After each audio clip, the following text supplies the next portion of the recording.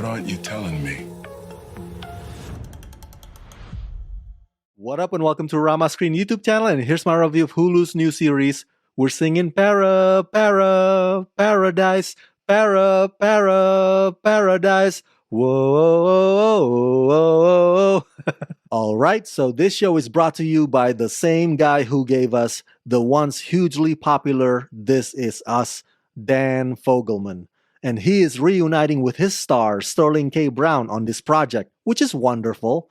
And thanks to Hulu, I've already watched the entire first season of Paradise, and what is my overall verdict? Paradise is okay. It's just okay. And that's probably not the response that you want to hear, but I'm just being honest with you. Yes, episode 1 is pretty intense, and so are the last few episodes, but everything in between are a constant melancholic drabness. Look, this whole show is a sci-fi, post-apocalyptic mystery drama, wrapped in a very heavy, depressing interpersonal conflict. And if that's your cup of tea, then that's fine.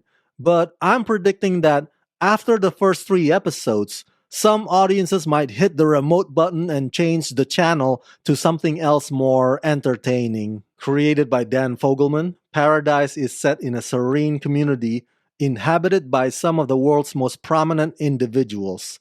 But this tranquility explodes when a shocking murder occurs and a high-stakes investigation unfolds. Starring Sterling K. Brown, James Marsden, Julianne Nicholson, and Sarah Shahi. Now, here's the thing about the mystery part of the show. It starts out behaving like a whodunit, and then it morphs into something that desperately wants to resemble Lost, but not quite at that level. And then it ends up looking like a wannabe Hunger Games with some sort of a societal uprising.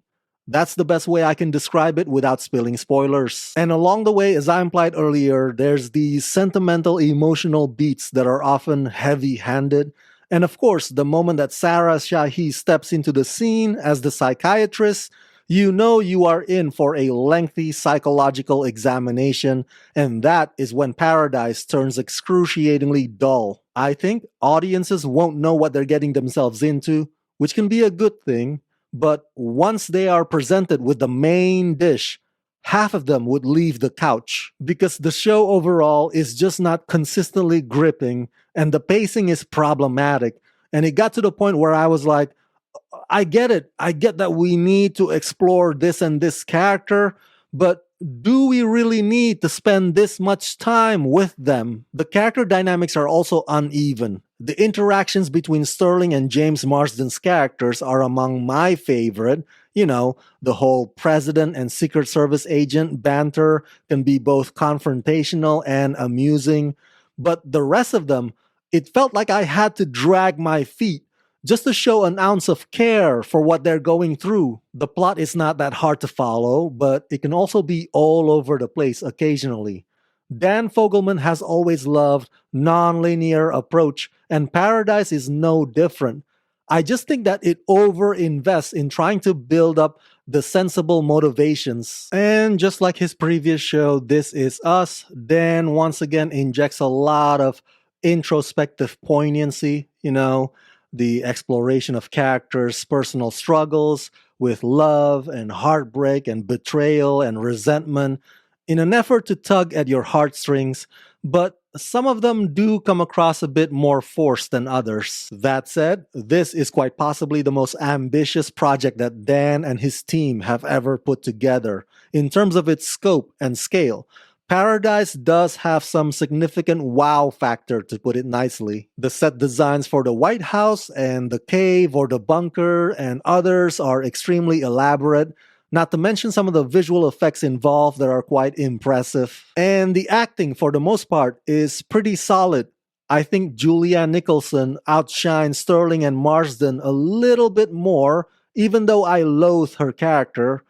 Julianne, however, understood the assignment and delivered a committed, compelling performance. Listen, this show has a lot of big reveals that I'm not allowed to disclose here, but I can tell you that if you've seen something like TNT series Snowpiercer, for example, then you pretty much understand exactly what Dan Fogelman was aiming for with Paradise. Again, without giving too much away. But it wouldn't hurt Paradise to ease up on overindulging the melodrama and the emotional turmoil because some of them are just laid on a bit thick, in my opinion. So, yeah, overall, I give Paradise the rating of 3.5 out of 5.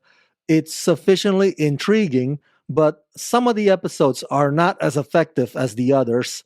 It's not a groundbreaking show, but it's not an awful one either. So make of that what you will.